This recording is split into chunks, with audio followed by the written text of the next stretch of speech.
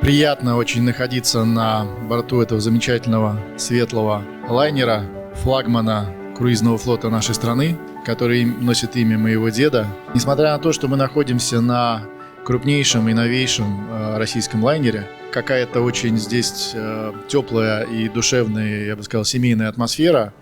И вот эта атмосфера – это то, что вокруг себя всегда создавал Мустай Карим. Все мы живем ради каких-то хороших событий, которые запоминаются и идут с тобой через всю оставшуюся жизнь. И сегодняшнее мероприятие – одно из таких приятных событий. Я в этом смысле хотел поблагодарить Тимирбулата Олеговича за эту хорошую идею. Это такое вот возрождение старой доброй традиции, и она напомнила мне о моем детстве.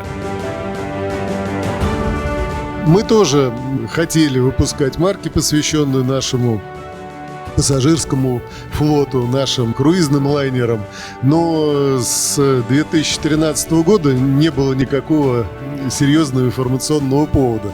И вот, наконец, он появился, и я надеюсь, что вот эта серия, которая сегодня нашла отражение на марках, будет продолжена, и мы с вами еще неоднократно встретимся на гашениях. Теплоход Мустай Карим за 2 с небольшим года занял достойное место как на рынке российского туризма, так и в коллекции российской филателии. Мне вдвойне приятно сказать о том, что свой первый рейс Мустай Карим в навигацию 2023 года зайдет в Башкирию, в речной порт Уфа. То есть он вернется на родину великого башкирского поэта. А почему вдвойне приятно? Потому что это и моя родина тоже.